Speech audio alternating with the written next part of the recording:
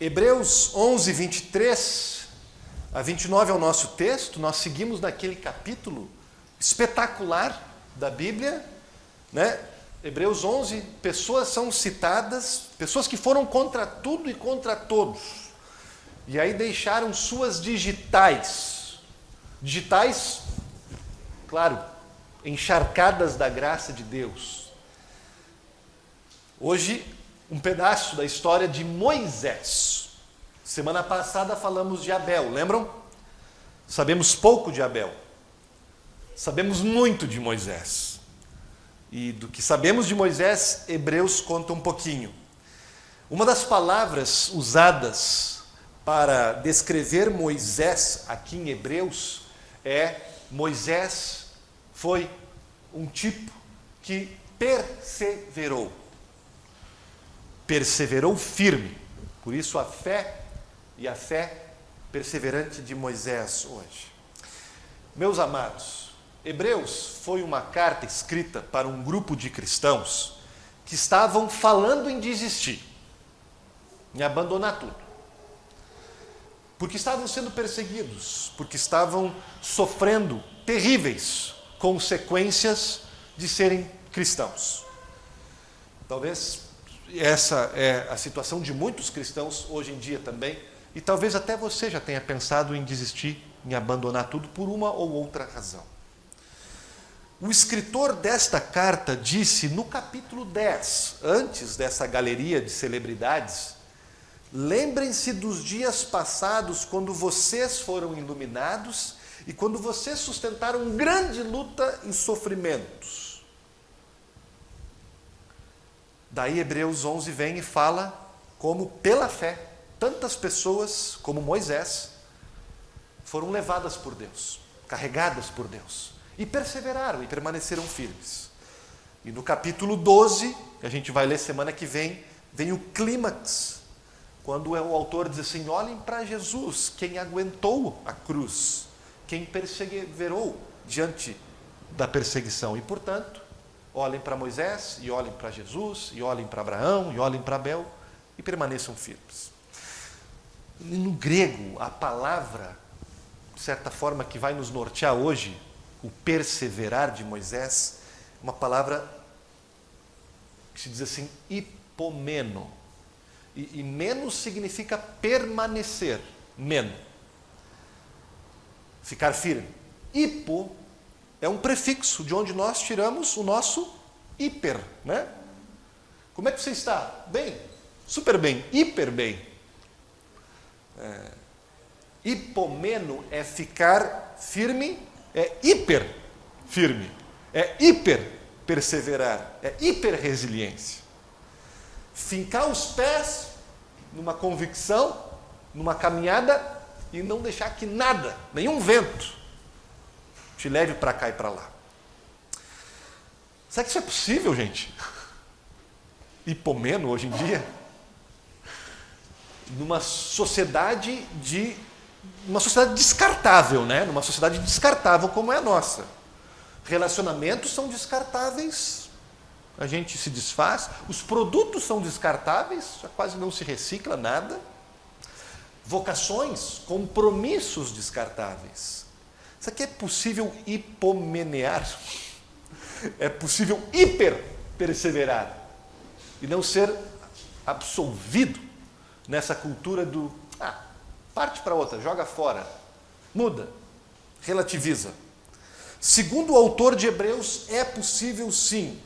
E ele nos diz: olhem para Moisés, para ver como se aprende. O segredo, por assim dizer, de ter uma fé que, mesmo aos trancos e barrancos, mas segue firme. O que Moisés nos ensina, gente? Para isso a gente precisa saber um pouquinho da história dele. Vamos ler agora. Vamos ver quando ele perseverou. O autor de Hebreus dá histórias reais de Moisés e, misturado com as histórias, ele diz como foi que Moisés perseverou. Quando e como. Vamos começar aqui com quando, gente. Quando foi que Moisés perseverou? Hebreus 11 nos lembra 4 grandes crises das quais Moisés passou. Não deve ter passado por mais, mas Hebreus 11 reconta 4. A primeira foi quando ele, diz o texto, se recusou a ser chamado filho da filha de Faraó. Vocês viram isso? E aí ele decidiu então se identificar como um hebreu, como alguém do povo da aliança. A gente lembra a história, né? Moisés, um hebreu, foi adotado pela filha do Faraó, certo? E aí foi trazido para a corte. Ele foi educado nas melhores escolas do Egito, como um príncipe do Egito, como diz o filme da Disney, né? Com acesso a todos os corredores do poder, com uma carreira incrível à sua frente. Só que Moisés viveu num tempo difícil para quem era hebreu no Egito. O Faraó estava muito nervoso, porque aquele povo que havia imigrado para o Egito muitos anos atrás havia se multiplicado demais. Ameaçava o controle, a soberania nacionalista do Egito. E Faraó começou a ter muito medo dos hebreus, desses imigrantes. Então os escravizou. Então passou a explorar a mão de obra dos hebreus. E Moisés se deu conta disso. Ele se deu conta que ele não poderia permanecer verdadeiro, ele não poderia permanecer um príncipe do Egito e um líder dos judeus, dos hebreus. Ele teria que escolher. Os dois não daria, porque os dois povos estavam em conflito naquele momento histórico. Ele teria uma escolha para fazer, e um dia essa escolha fez com que ele sofresse uma certa emboscada e forçasse a decisão. Foi quando ele viu um egípcio, que era do seu povo, batendo num hebreu, escravo, que também era do seu povo. E Moisés matou o egípcio. Conhece a história? Foi ali que ele tomou, de certa forma, uma decisão de se associar com o seu povo de sangue, com os hebreus. Ele decidiu não mais tirar vantagem de ser um membro da realeza, dos privilégios do palácio. E por mais difícil que isso foi, quase que imediatamente depois desse ato, veio uma segunda crise para Moisés, talvez maior que a primeira, uma segunda escolha que ele teve que tomar. Diz o texto, pela fé ele deixou o Egito, não temendo a ira do rei. Como assim, gente? O que aconteceu? É que no dia seguinte, Moisés viu dois israelitas, dois hebreus, brigando entre eles. Não mais um egípcio batendo no... né? Mas eles brigando. E Moisés se intrometeu na confusão. Talvez já como se sentindo uma certa forma uma influência, um líder. E ele se intrometeu para separar a briga. Por que vocês dois estão brigando, gente? Só que um deles lhe disse, quem te deu o direito, príncipezinho, de nos julgar? Quem você pensa que é para se meter na nossa confusão? Vai nos matar também como matou o egípcio? E aí Moisés se deu conta, primeiro, que as pessoas estavam sabendo de que ele tinha matado um egípcio. E se as pessoas estavam sabendo, era questão de tempo para quem saber? O faraó. E pior, Moisés ali se dá conta que ele rejeita os egípcios para defender os hebreus, mas os hebreus não estão aprovando ele como um defensor, como um líder. Os hebreus rejeitam ele como um árbitro da situação. E aí, de repente, Moisés foi de ter dois povos para não ter. E esta é a razão porque esta escolha de Moisés de abandonar o Egito foi ainda mais especial. Porque a gente sabe bastante das culturas antigas aqui para traçar um cenário aqui. Se um neto do faraó mata alguém, tá? E diz para o avô, vovô, me desculpe, não sei o que deu em mim, não sei o que aconteceu comigo. O que o faraó, o vô faraó teria feito? Não teria acontecido nada com Moisés, não teria nem ido ao tribunal. Só que Moisés não queria mais esse tipo de privilégio. Moisés soube que se verdadeiramente se identificasse com os hebreus e com o Deus dos hebreus, então ele teria que ser considerado um criminoso. E como criminoso, seria um fugitivo do faraó, o homem mais poderoso do planeta.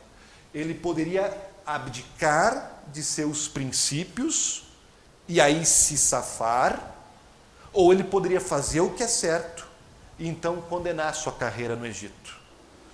Fazer o que era certo não mais levaria ele a uma posição de destaque, de liderança, mas o tornaria um fugitivo, errante, sem mais um povo para chamar de seu, no deserto, à mercê de criminosos, à mercê de feras selvagens.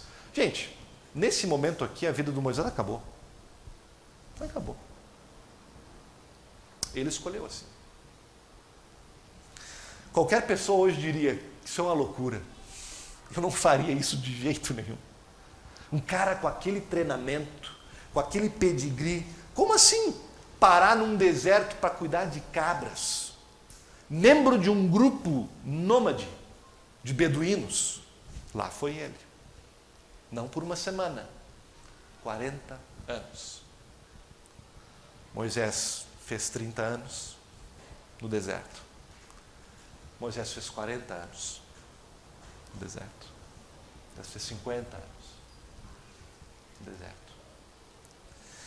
Foi quando, lá pelos seus 80 anos, Deus apareceu para ele num arbusto, sarça ardente. Lembra da história? Moisés, tem um trabalho para ti. Mesmo que você hoje seja um Zé Ninguém, mesmo que hoje você tenha perdido todo o teu status, toda a tua referência na vida, eu quero que você faça duas coisas para mim. Primeiro, quero que você volte para o Egito e fale com o novo faraó lá, a entidade mais poderosa do universo naquele momento, e diga para ele: Deus está a ponto de tirar o seu povo daqui, de libertar os hebreus da escravidão. Aceita que dói menos. E então, segunda coisa que Deus queria que ele fizesse: eu quero que você lidere essa gente que está aqui há 400 anos, que nem sabe mais direito como viver, porque por gerações tem estado escravizada. Eu quero que você lidere eles de volta para uma terra que eu jurei para o ancestral Abraão que eu daria para eles. E Moisés fez. A última crise de Moisés foi quando ele, já liderando o povo, certo? O segundo texto aqui, tá, gente? Liderando o povo, esteve às margens do Mar Vermelho. Também uma história famosa. Num lado, uma montanha, no outro lado, o exército do faraó, atrás dele, para acabar com todo mundo, e no outro lado, o Mar Vermelho. Em obediência a uma promessa, a uma palavra de Deus, ele se virou para o oceano e disse: partiu. Vamos embora. Literalmente para dentro d'água, do mar. Ele perseverou, gente. Hebreus conta essas 4 histórias. Moisés hipomeneou. Ele botou seu pé na água e ninguém o demoveu. Como é que se tornou um cara assim? Como é que eu faço para ser alguém assim? Tem 3 posturas nestas histórias que a gente consegue tirar do texto. Talvez mais. Eu consegui tirar 3 posturas. Como foi que Moisés perseverou? Das 3 atitudes citadas, exemplificam a fé de Moisés, elas nos servem para a fé hoje que a gente tem, a fé cristã que a gente tem hoje. Primeira coisa, Moisés, diz o texto, Moisés entendeu. Ele entendeu que ser desprezado por causa de Cristo era uma riqueza maior do que os tesouros do Egito, porque contemplava a recompensa. Versículo 26. Entendeu, nem é uma tradução muito boa para o que diz aqui no grego. Entendeu é o seguinte, gente, ele avaliou, tá? Ele considerou, ele pesou, botou na balança 2 coisas. Ele olhou para os tesouros do Egito e ele olhou para a recompensa que Deus tinha prometido para ele. Ele avaliou as duas coisas e concluiu que as desgraças que a fidelidade de Deus lhe trariam eram muito mais valiosas que todos os tesouros que ele poderia conseguir como um príncipe do Egito. Ele avaliou, ele considerou, ele entendeu. Isso aqui é entendimento, tá, gente? Isso aqui não é estoicismo, não é abstração, não é alienação. Eu vivo pela fé, não penso em nada, não calculo. Não, isso aqui é pensar, isso aqui é raciocinar, é cálculo, é reflexão. Essa é a palavra grega. É a mesma usada pelo apóstolo Paulo em Filipenses 3:8, quando ele também passou por um processo semelhante de abandonar um estilo de vida para seguir outro estilo de vida. E Paulo diz assim: eu tinha tudo. E em Gálatas ele está contando essa história também. Eu tinha tudo. E na verdade eu hoje considero, eu entendo, eu avalio tudo como perda, por causa da sublimidade do conhecimento de Cristo Jesus. Por ele eu considero tudo o que eu tinha e poderia ter como lixo, como esterco, para ganhar Cristo. Eu vou dar uma ilustração disso para tentar entender esse negócio. Eu sou ignorante no assunto joias. Outro dia eu fui tentar comprar uma correntinha para minha esposa de aniversário. E eu não tinha a menor ideia da diferença entre ouro branco e prata. Tem diferença, né? O bolso tem diferença. Não tem a menor ideia da diferença. Vamos pensar se a gente, vamos pensar em diamantes, tá, gente? Talvez você seja um especialista em diamantes. Talvez você, como eu, também não tenha a menor ideia de como avaliar, como precificar, né? Talvez somos leigos no assunto. Ou talvez somos leigos no assunto investimento em bitcoins ou em bens raízes. Quando isso acontece com a gente e eu não sei como avaliar o valor de uma coisa, o que eu faço? A gente chama um especialista, né, gente? Chama um profissional, um estudioso, para avaliar, precificar, calcular o valor das coisas. E por vezes esse expert diz para a gente assim: você pensa que essa pedra aqui é mais valiosa? Não é. Essa outra aqui é 10 vezes mais. E até explica por isso, por isso, e por isso, e por isso. E a gente, uau, né? Que bom, né? Porque um especialista no assunto sabe os padrões, os critérios, os fundamentos, né? E a gente não sabe. Ao invés de nos guiarmos por aparências, ouro branco, prata, a gente busca um especialista que analisa e diz: isto aqui é muito mais valioso que isso aqui. Moisés é um especialista. Ele sabe fazer a análise. Paulo também. Moisés disse que ele decidiu que os tesouros que ele teria em Deus eram maiores que os tesouros que ele teria no Egito. Moisés entendeu, Moisés analisou que os prazeres passageiros de uma vida sem Deus, de uma vida, poderíamos dizer, no pecado, são infinitamente menos valiosos, não valem a pena, do que os prazeres que nós encontramos numa vida com Deus. Os prazeres do pecado duram pouco, têm vida curta, e Moisés sabia disso. Eu acho que, como foi bem colocado por um autor, não sei se foi C.S. Lewis, mas é algo para a gente pensar. Somos tão duradouros quanto a coisa que nós amamos mais. Moisés disse: se o meu amor maior é algo que dura, que permanece, que é eterno, então eu também vou durar. Então também eu vou permanecer. Então eu também vou ser eterno. Mas se o meu amor maior for instável, for temporário, for finito, eu também serei. Somos tão duradouros, quanto aquilo que nós mais amamos. Quem fala bem disso aqui é um professor da Universidade Drew University, se eu não me engano isso é em Nova York. Ele ensina lá filosofia e ele ensina lá teologia. Ele tem um artigo que ele analisa como o coração humano funciona. E ele diz assim: em primeiro lugar, dentro do coração de alguém, cada pessoa é orientada por suas metas. São os nossos objetivos que nos orientam na vida, nos dirigem. Segundo, ele diz, as metas que a gente tem competem dentro de nós. Uma quer subir no ranking. Elas ficam brigando dentro de nós. Terceiro,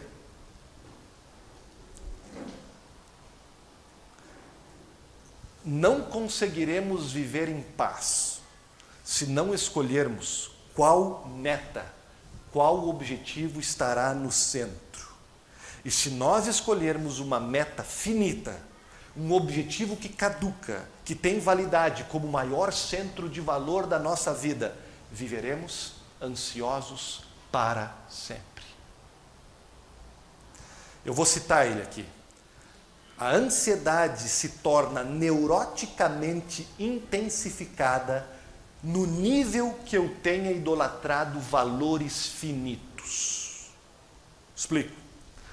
Suponha que o meu valor central seja a minha saúde, ou o meu time de futebol, ou o meu partido político, ou o meu sex appeal, ou a minha produção acadêmica profissional. Se o meu valor central for estas coisas, no momento que estas coisas correrem algum risco, e todo o valor finito está sempre correndo risco, eu posso perder num estalar de dedos. No momento que minha meta maior, minha prioridade maior correr risco, eu vou ser sacudido até as profundezas da minha alma, eu vou perder o chão, eu não vou conseguir dormir mais. Estão vendo a tese do professor Oden? Ele está dizendo que se a gente escolher qualquer coisa que não seja infinita, qualquer coisa que não seja Deus, como fonte de valor permanente, inquebrantável, nós seremos para sempre abaláveis, suscetíveis. Moisés se deu conta disso, gente. Moisés se deu conta que se ele decidir que a coisa mais importante da vida dele é ter cidadania egípcia, ele pode perder isso. E isso não vai levar ele a trazer grandes felicidades. Moisés se deu conta que se o maior valor da vida dele é ter o amor de determinada pessoa, de determinada mulher, ele não vai sossegar enquanto não conseguir aquilo. E se ele não conseguir, ele vai viver para sempre ansioso. Eu tentarei obedecer os 10 mandamentos, mas se eu tiver que desobedecer um deles para conseguir algo que eu quero, algo com determinada pessoa, eu acabarei fazendo que o amor daquela pessoa seja o centro da minha vida. Eu vou desobedecer o mandamento. Eu tentarei obedecer os 10 mandamentos, mas se eu tiver que desobedecer um deles para galgar posições na escada de sucesso, para conseguir ser aceito num determinado grupo social, eu farei.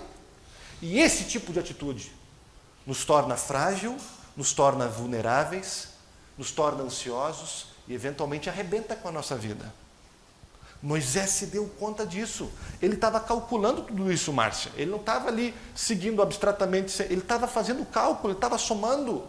Ele pensou, ele analisou, ele entendeu. Notem que hipomeno, permanecer firme, é um dom de Deus, mas não é automático. Não é toma uma pílula e tudo vai acontecer. Não vem magicamente na nossa vida. Hipomenear, perseverar, é pensar a respeito das coisas. É fazer cálculos da minha vida. Desce da futura. É raciocinar. Sim, tem essas coisas aqui acontecendo, perdi isso, não fui aprovado aqui, mas tudo isso é importante, sim, é importante, mas não é tão importante quanto isso outro aqui. Esse outro aqui é muito mais importante. E é para isso que eu vivo. Esse é o meu amor maior. Isso me permite navegar nas circunstâncias da vida com algum tipo de clareza e paz. Sem isso, se eu deixar as metas brigarem dentro de mim, eu vou ser arrastado pelo rio. E, eventualmente, se eu infelizmente, eu acabar escolhendo uma meta maior, algo finito, eu vou acabar com a minha vida. Ela não vai ser feliz. Segundo, gente, além de entender e raciocinar e analisar cientificamente as coisas, do ponto de vista da reflexão mesmo, Moisés escolheu sofrer. Ele escolheu ser desprezado. Ele escolheu ser maltratado. Ele não procurou o sofrimento, mas ele decidiu obedecer, mesmo se a obediência o levasse a sofrer. Sublinhe isso.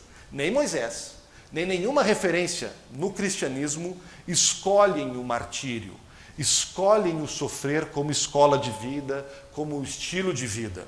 Ninguém aqui na Bíblia é masoquista. Mas Moisés não fugiu do sofrimento quando o sofrimento é necessário para andar nas coisas corretas. Está aqui o porquê. Quando parece que obedecer a Deus e fazer a coisa certa trará sofrimento, a grande tentação que a gente tem é riscar em vermelho o script que Deus tem para nós. Só que aqui nós temos Moisés. Vocês querem saber? Moisés, eu fui para o exílio, gente. Eu arrisquei tudo por causa de um montão de ingratos. Por que eu deveria ser fiel a Deus quando na minha fidelidade a Ele parece que eu só estou trazendo desgosto e desgraça para a minha vida?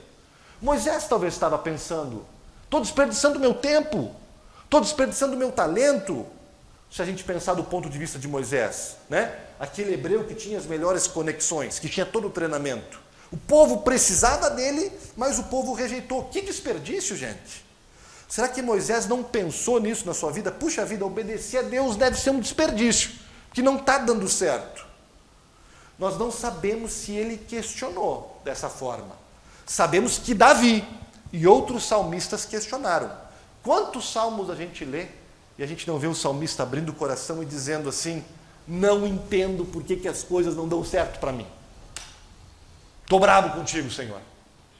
E até em outros lugares, né? Estou procurando andar com o Senhor, mas as coisas não estão funcionando. E ao mesmo tempo, às vezes eles dizem assim, e eu olho para o lado e a vida do meu vizinho, que é um ímpio, parece que está de vento em popa. Até quando, Senhor? Tem muitos salmos que perguntam isso. Até quando eu vou descobrir aqui a recompensa?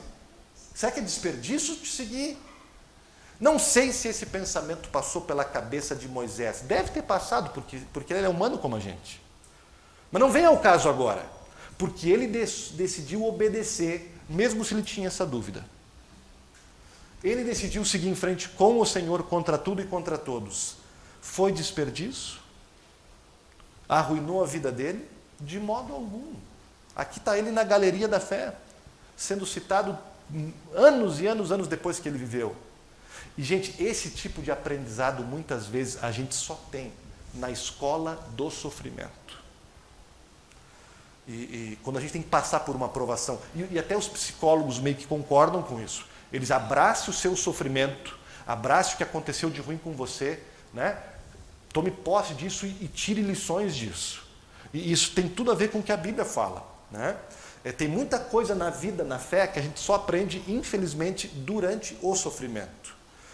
Por exemplo, Moisés se deu conta que não estava pronto, sem sofrer, para ser líder do povo. Em algum momento ele se deu conta. Ele não estava pronto para liderar o povo no deserto. Moisés necessitava os dois níveis de treinamento, de capacitação. Aquele que ele recebeu no palácio, né? Que deu intelectualidade para ele, que deu linguística para ele.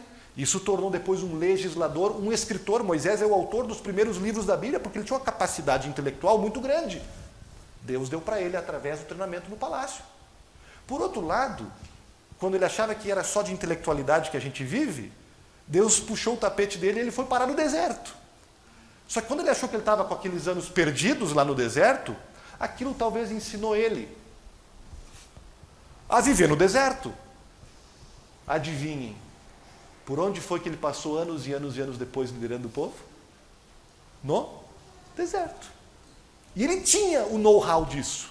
E no deserto, vivendo com gente simples, não com gente da corte, ele talvez deve ter aprendido boas lições sobre simplicidade, sobre humildade, que ele precisaria usar depois em lidar com gente que era escrava. Ele não podia liderar aquele povo com arrogância. Os príncipes do Egito lideram com arrogância, são déspotas, são violentos. Mas um príncipe do Senhor não pode. Um profeta não pode liderar com violência, não pode liderar com arrogância, não pode manipular as pessoas. Um profeta do Senhor, um pastor do Senhor, um líder cristão precisa sempre liderar com simplicidade e com humildade. Isso normalmente a gente não aprende nos palácios. Normalmente nós aprendemos no chão de uma fábrica, num deserto. Veja, gente, o sofrimento de Moisés o preparou. Moisés não caiu no esquecimento de Deus quando foi para o deserto. Foi uma escola para autocontrolar a si mesmo. Quantas vezes ele não ficou zangado com o povo de Deus? Quantas vezes as pessoas que ele estava liderando não fizeram coisas para ele ficar completamente maluco? Ele não tirou a espada e começou a matar todo mundo, como ele teria feito se ele não tivesse passado pela escola do autocontrole, do deserto. Ele não liderava mais com violência e arrogância. Gente, quando parece que a obediência está te levando para um deserto, para um desastre, para um precipício, te atreve a obedecer, mesmo assim.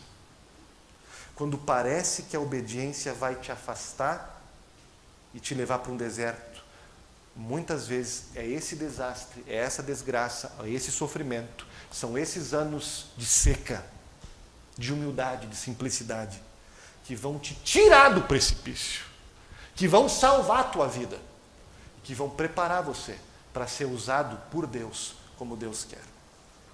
Por último, gente, nos é dito que Moisés viu aquele que é invisível. Repararam nesse ponto? Para mim é o mais intrigante da passagem. Ele entendeu as coisas, ele calculou as coisas, ele também escolheu sofrer. E aí diz assim, como quem não quer nada, tem uma frase lá. Ele viveu, ele perseverou como aquele que viu aquele que é invisível. Como é que ele fez isso? O que está falando aqui? Talvez para Moisés, eu não sei, tem a ver com o Salmo 16, que foi escrito por Moisés, e onde diz assim, tenho o Senhor sempre diante de mim, estou sempre olhando para o Senhor. Eu tenho Ele sempre à minha direita, estou sempre observando Ele. E por isso eu não vou ser abalado, por isso eu vou ser alguém que persevera. Moisés tinha esse modus operandi.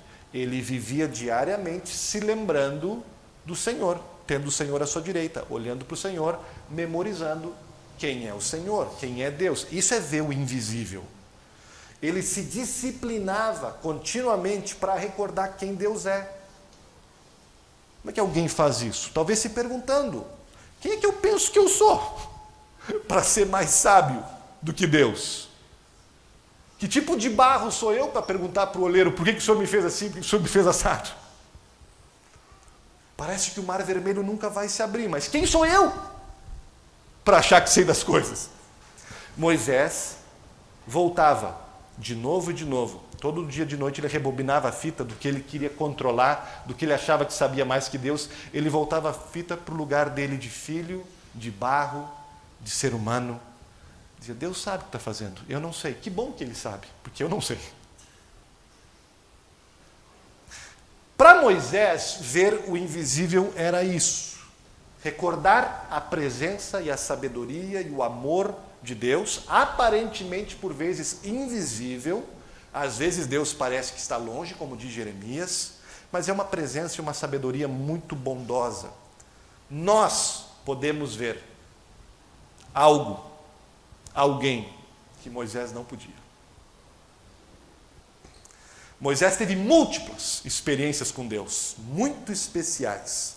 Moisés viu Deus de forma muito particular, ele chegou a ser chamado do amigo de Deus. Mas nós, ainda assim, podemos ver a Deus de um jeito que Moisés jamais sonhou. O nosso conhecimento de Deus hoje é muito mais profundo, muito mais real e poderoso do que jamais foi o conhecimento de Moisés. Nós conhecemos e vemos alguém através de Moisés. Alguém maior que Moisés. Alguém que Moisés sinalizava. Alguém que Moisés apontava. Nós conhecemos alguém que deixou um lugar muito mais incrível que o palácio do faraó. Alguém que foi enviado para os seus, como Moisés, e os seus também não o receberam. Também o rejeitaram. Só que o rejeitaram de um jeito ainda muito mais radical e violento que rejeitaram Moisés. Rejeitaram matando, pregando numa cruz. Nós vemos Deus trabalhando na vida e na história de Moisés, quando nós vemos Moisés sendo rejeitado, tudo que ele precisou suportar, e como ele foi um instrumento de salvação do povo, mas semelhantemente, a mesma coisa que aconteceu com Moisés, aconteceu com um maior que Moisés. E a derrota deste um também, no final das contas, foi o maior triunfo da história. Isso Moisés não viu. Tinha uma promessa, mas não viu. A sequência da história. Como Deus seguiu trabalhando até enviar um filho de Moisés. Jesus Cristo. Até a cruz, onde nós conhecemos e vimos a Cristo, aquele que se dispôs a ser rejeitado, aquele que se arriscou a cair no esquecimento, porque seus amigos o esqueceram. Parecia para Jesus ostracismo, parecia desastre, parecia derrota, mas foi e é a redenção da humanidade. Nós vemos o que Moisés não viu. Nós vemos o invisível se tornar visível. O verbo se fazer carne e habitar entre nós, cheio de graça e de verdade. Nós conhecemos o que esse Deus visivelmente, encarnadamente realizou por nós, nos libertando da escravidão, não de um povo, não de um momento histórico, mas a escravidão do pecado, da morte e do poder do diabo. Moisés, gente, teve a experiência de passar pelas águas do Mar Vermelho em direção à liberdade prometida. Nossa experiência é passar por estas águas do batismo aqui, que semelhantemente ao Mar Vermelho, também abre as portas e escancara elas para a liberdade, para a terra prometida. A nossa experiência de ter uma nova identidade em Cristo pelo batismo, onde somos feitos não mais escravos, mas filhos amados e herdeiros da vida eterna. Esta sim, a verdadeira Canaã. Moisés viu os cordeiros sendo mortos e o sangue daqueles cordeiros manchando as portas dos barracos na noite em que o povo saiu do Egito. Mas nós não vemos apenas isso.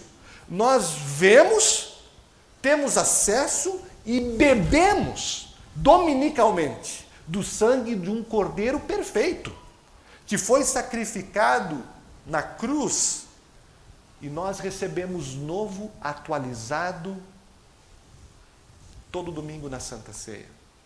Aí está a fonte da nossa firmeza, do nosso aguante, da nossa resiliência. Assim como Moisés avançou, olhando para a promessa do invisível, nós avançamos passo a passo, metro a metro, dia a dia, com os nossos olhos fixos no invisível visível, o autor e consumador da fé, Jesus Cristo, Hebreus 12. Não tire seus olhos dele, nem por um dia, e vai dar tudo certo. Uma palavra aos pais, aproveitando os textos bíblicos de hoje, aos pais de todos os jeitos, tá? Aos pais de filhos pequenos, aos pais de filhos adultos, aos pais de filhos adotados, aos pais de filhos do coração, aos pais de filhos espirituais. Deus deu a nós uma enorme missão. E não é de colocar comida na mesa. Isso também. Não é de conseguir as melhores escolas para os nossos filhos. Isso, se possível. Não é de proporcionar as melhores férias, as melhores festas de aniversário, dar os mais caros presentes. Isso nem sempre é necessário ou benéfico. É no máximo um plus. Como Moisés, vocês foram chamados para liderar os seus filhos para a terra prometida. Libertá-los da escravidão e conduzi-los para um lugar, um reino onde emana leite e mel. Onde esse é o objetivo de vocês, que é infinito, que dura, que nunca perde a validade. O resto evapora. Busquem em primeiro lugar o reino de Deus e todas as outras coisas vos serão acrescentadas. Batizem seus filhos. Discipulem seus filhos. Ensinem seus filhos a guardar todas as coisas que Jesus ensinou. Leve seus filhos à igreja. Leve a palavra, leve a igreja aos seus filhos. Ore por eles, ore com eles. seja um modelo de inspiração de ser humano, de homem, de cidadão, de esposo, de crente para os teus filhos. O melhor que você puder. Perseverem nesta missão, gente. Hiper resistam, pais. Hiper firmes, caminhando na missão. Hipomeno para vocês hoje. Não percam de vista o que é mais importante. Calculem o que é mais valioso. Porque os vossos filhos estão olhando para vocês hoje. Os afilhados de vocês, os netos de vocês, os sobrinhos de vocês, estão olhando e copiando, olhando e copiando. Somos modelo. Não fuja desta situação difícil. Abrace o sofrimento, se for necessário, para obedecer. Não tire os olhos do invisível, visível Jesus. É Ele quem te guia nesta missão. É Ele quem te perdoa, Pai. Moisés não foi um cara perfeito. Moisés errou, inclusive, com seus filhos. E Moisés, que nós estamos elogiando, precisava de Jesus também como aquele que o perdoa. E vocês têm esse Jesus do Moisés. Vocês têm a graça de Deus para os erros do passado, para os fracassos que vocês e eu tenho como pai. Apenas confesse os seus erros e receba a graça de Deus para seguir, de novo, fazendo o possível em paz. Em Lucas, Jesus disse: pai ficará contra filho. Por causa do efeito de Jesus na vida de uma família, é possível que isso traga divisão, que isso traga contradição, que isso traga crise nas relações entre pais e filhos. E que sofrimento é ter que passar por isso. Não tenha medo disso. Não tenha vergonha de se colocar contra o seu filho. Se isso significa obedecer a Cristo e perseverar na sua missão. Fique contra o seu filho quando ele quiser tudo. Fique contra o seu filho quando ele quiser permissão para fazer o que ele quiser. Fique contra o seu filho quando ele quiser que você o deixe sozinho, desacompanhado, desprotegido no mundo real ou no mundo de faz de conta dos seus jogos. Fique contra os seus filhos quando eles não querem que você veja o que eles estão fazendo na internet. Fique contra os seus filhos se eles se voltarem contra Jesus ou contra a noiva de Jesus, a igreja. Fique contra os seus filhos se eles quiserem que vocês sejam falsos profetas, que falem coisas macias, que falem coisas que eles querem ouvir, mas que não são verdade, que não levam para a vida.